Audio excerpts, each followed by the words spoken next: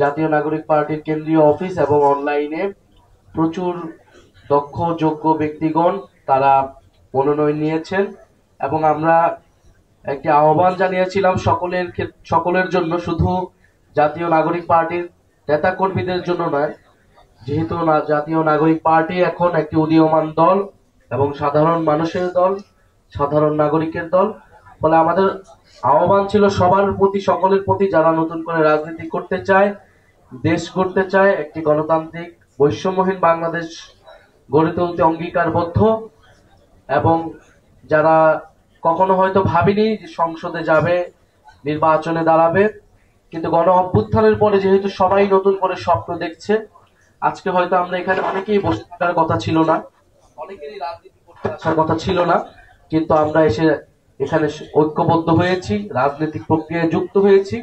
ফলে আমাদের কাছে মনে হয়েছে যে এই নির্বাচনে এরকম অনেক মানুষ রয়েছে যারা কখনো রাজনীতি বা নির্বাচনের কথা পূর্বে না ভাবলেও এবার তারা সম্ভাবনা দেখছেন, এবার তারা স্বপ্ন দেখছেন। আমরা তাদের স্বপ্নকে এবং সম্ভাবনাকে কাজে লাগাতে জাতীয় নাগরিক পার্টি তাদের সাথে কাজ করতে চাই, তাদের পাশে থাকতে চাই।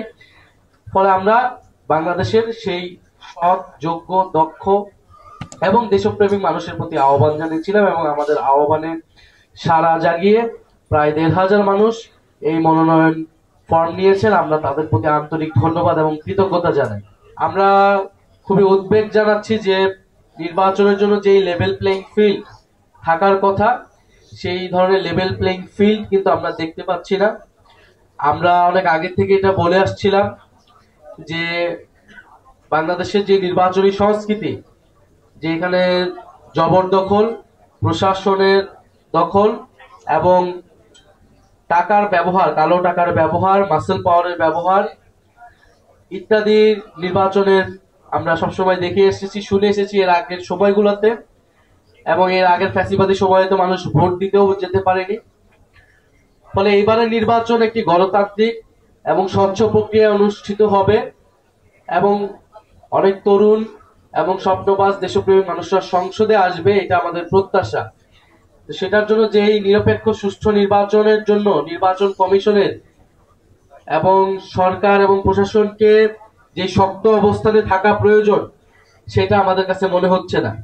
আমরা দেখতে পাচ্ছি যে বিভিন্ন দলের নেতাকর্মীরা তারা প্রকাশ্যে বলে বেড়াচ্ছে যে প্রশাসনকে কিভাবে দখল করতে হবে, প্রশাসনকে কিভাবে হাতে রাখতে হবে। ফলে এবং আমরা এর আগেও বলেছি যে সংস্কার প্রক্রিয়াকে, জুলাই সনদকে দর কষাকষি করে বাংলাদেশের বিভিন্ন রাজনৈতিক দল, যেই দলগুলো এখন মুখোমুখি দাঁড়িয়েছে, একসময় তারা বন্ধু ছিল, তারা কিন্তু একটা চক্রান্ত করছে। এই নির্বাচনকে একটা ভাগবাটোয়ারা, একটা সাজানো নির্বাচন, একটা সমঝোতার নির্বাচনে করার পরিকল্পনা করছে এবং এই ধরনের একটি নির্বাচন হলে বাংলাদেশের গণতন্ত্র ক্ষতিগ্রস্ত হবে। বাংলাদেশের যে নতুন সম্ভাবনা এবং গণ অভ্যুত্থানের মধ্য দিয়ে বাংলাদেশের যে নতুন রাজনৈতিক আকাঙ্ক্ষা তৈরি হয়েছে, সেটা কিন্তু ব্যর্থ হবে। মাত্র ৩০% টাকায় জমির মালিক হয়ে নতুন বাংলাদেশের গড়ে তোলার স্বপ্ন দেখা বাংলা বসতি। আরেকটি বিষয়, আপনারা বিভিন্ন পত্র পত্রিকায় এনসিপি নিয়ে অনেক ধরনের গুঞ্জন এবং আমরা মনে করি যে অনেক ধরনের মিথ্যা নিউজ করে এনসিপি কে একদিকে নিয়ে যাওয়ার চেষ্টা করা হচ্ছে। এনসিপি তার অবস্থান পরিষ্কারভাবে ব্যক্ত করেছে যে আমরা এককভাবে ৩০০ আসনে আমরা প্রার্থী দেওয়ার চেষ্টা করছি। আমরা আমাদের নিজেদের রাজনীতি নিয়ে জনগণের কাছে যেতে চাই। তবে আমাদের নির্বাচনী ইস্তিহার, আমাদের যে সকল দাবি রয়েছে, সেই দাবি এবং আমাদের নীতি আদর্শের সাথে যদি কোনো দল বা কোনো শক্তি ঐক্যমত পোষণ করে, তাহলে তাদের সাথে আমাদের আলোচনা থাকতে পারে এবং সেক্ষেত্রে আমরা ওপেন রয়েছি। ফলে আমরা বলেছি যে আমাদের যে কোনো ধরনের যদি রাজনৈতিক সমঝোতা হয়, সেটা একটা নীতিগত এবং আদর্শিক জায়গা থেকে হতে হবে।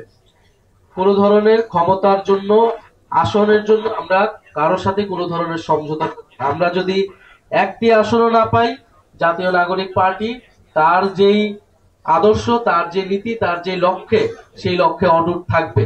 মনোনয়ন প্রক্রিয়া বাংলাদেশের ইতিহাসে প্রথমবারের মতো একটা স্বচ্ছ প্রক্রিয়া অনুসরণ করে এই মনোনয়ন তালিকা হতে যাচ্ছে। আমি মনে করি বাংলাদেশের রাজনৈতিক সংস্কৃতিতে এটাই সবচেয়ে বড় চমক এবং এই প্রক্রিয়া, এই সংস্কৃতি যদি অন্য দলগুলো অনুসরণ করে তাহলে বাংলাদেশের রাজনৈতিক সংস্কৃতিতে গুণগত পরিবর্তন আসবে এবং জনগণ যে রাজনীতির অংশীদার, শুধু দল নয়, জনগণ যে নির্বাচনের অংশীদার, তারাও প্রার্থী হতে পারে যে কেউ। এই স্বপ্নটা সবাই দেখতে পারবে। এই স্বপ্নটা এবং এই সুযোগটা কিন্তু আমরা সকলকে দেখিয়েছি। যে কেউ এসে মনোনয়ন তুলতে পারতেছে, নিতে পারতেছে এবং স্বপ্ন দেখতে পারতেছে। সে একজন তরুণ হোক, একজন রিক্সা চালক হোক, অথবা একজন আইনজীবী হোক, একজন বিশ্ববিদ্যালয়ের শিক্ষক হোক, একজন ইমাম হোক।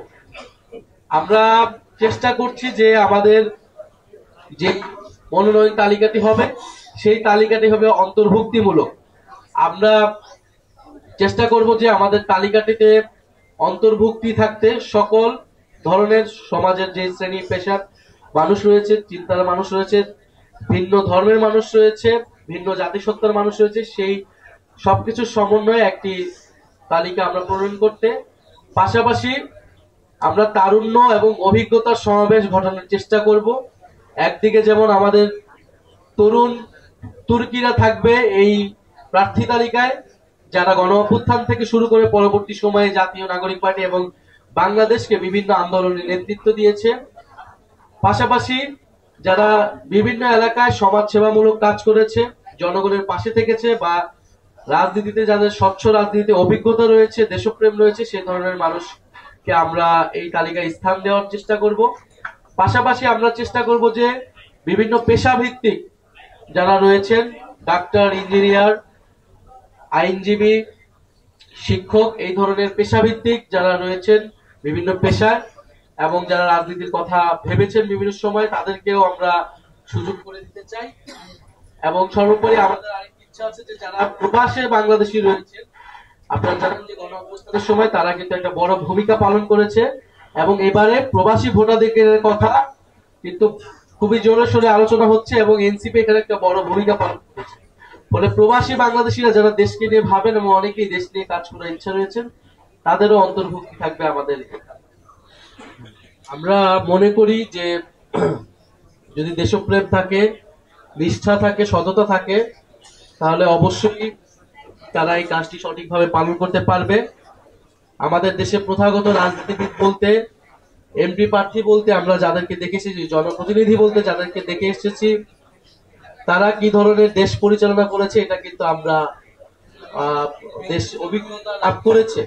ফলে এবার মানুষ নতুনত্ব দেখতে চায়, নতুন নেতৃত্ব দেখতে চায় এবং এবারে মানুষ পরিবর্তনের পক্ষে ভোট দিবে।